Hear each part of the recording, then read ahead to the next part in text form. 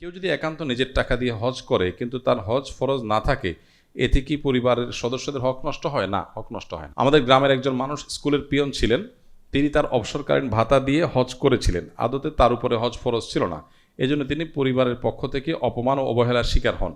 কেউ যদি একান্ত নিজের টাকা দিয়ে হজ করে কিন্তু তার হজ ফরজ না থাকে, এতে কি পরিবারের সদস্যদের হক নষ্ট হয়? না, হক নষ্ট হয় না। আমাদের পরিবারের সদস্যদের আজাইরা সব আবদার এদেশে, হ্যাঁ, আর আমরাও অতিরিক্ত আবেগে আমাদের গদগদ হয়, এজন্য অবস্থাটা হয়। পরিবারের পাওনাটা কি? পরিবারের পাওনা হলো তোমাদের প্রাপ্তবয়স্ক হওয়া পর্যন্ত ভরণ পোষণ দেওয়ার দায়িত্ব আমার। সন্তান সন্ততিদের কথা বলছি। প্রাপ্তবয়স্ক হয়ে গেছে, এরপর তোমাদের ভরণ পোষণ দেওয়ার দায়িত্ব আমার না, দিলে নফল। এটা আমাকে বাধ্য করে না শরীয়ত। আমাদের দেশের সিস্টেমটা এমন ডেভেলপ হয়েছে, সারা জীবন গাড়ি টেনে যাও, তোমার পেনশনের টাকাও আমাদের দিয়ে দিবা, তোমার সব আমাদের দিয়ে দিবা, এমনকি হজ করতে গেলেও তুমি হজ ফরজ হয় না তাও করছো কেন? হজ ফরজ হয় না যে বলছেন, এই প্রশ্নটাই তো ভুল, মানে সরি, এই কথাটাই তো ভুল। হজ ফরজ হয় না কিভাবে? হজ ফরজ হয় তা কখন? হজ করার সামর্থ্য হলে।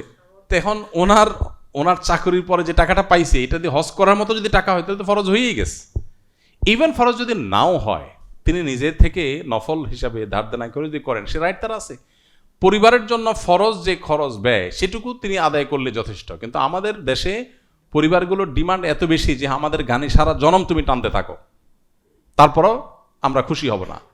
এটা খুবই দুর্ভাগ্যজনক বাস্তবতা। মিডিল ইস্টে এই জিনিসটা খুব বেশ ভালো কালচার আছে, সেখানে একদম শরিয়া মেনটেন করে তারা পরিবার পরিজনের যতটুকু প্রাপ্য ততটুকু দেয়, বাকিটা তার। এমনও আছে মিডিল ইস্টে যে বাপ একটার পর একটা বিয়ে করতেছে, ছেলে এখনো বিয়ে করতে পারে নাই টাকার অভাবে। আমাদের এক পরিচিত এক ভাই বললো যে আমাদের অফিসে এক কলিগ আছে, সে অনেক দিন হয়েছে, অনেক বয়স হয়ে গেছে, বিয়ে করতে পারে না, বলে যে টাকা নাই। কারণ ওইসব দেশে বিয়ে করা পুরুষ, আমাদের দেশে মেয়ে বিয়ে দেওয়া যেরকম কঠিন, মিডিল ইস্টে ছেলেরা বিয়ে করাটা ওই রকম কঠিন। একদম মেয়ের ওজন পরিমাণ স্বর্ণ দিতে হয় প্রায়, এরপরে হাজার হাজার রিয়াল করে বিশাল পার্টি পুটি দিতে হয়। এই টাকা ছেলেরা জোগাড়ও করতে পারে না, বিয়েও করতে পারে না। এটা ক্রাইসিস ওদের ওখানকার। এখন বলে যে আমার অফিসে কলিগ বুড়া হয়ে গেছে, অনেক বয়স হয়েছে, বিয়ে করে না। হঠাৎ করে একদিন মিষ্টি নিয়ে আসছে হোটেলে, সবাই বলতেছে বিয়ের মিষ্টি, সবাই তো খুব খুশি, মারহাবা দিচ্ছে তারে। সে বলছে না, আমার না, আমার আব্বার। তো বলে যে কাহিনী কি? বলে যে আব্বার টাকা তো আরেকটা করছে, আমার টাকা না, আমি স্কিন করি নাই। মানে লেনদেন কত ক্লিয়ার।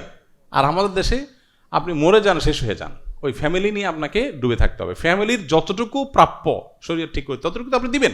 এর বাইরেও ফ্যামিলি যদি ডিমান্ড করে, সেটা তাদের অতিরিক্ত চাওয়া এবং অবিচার হবে।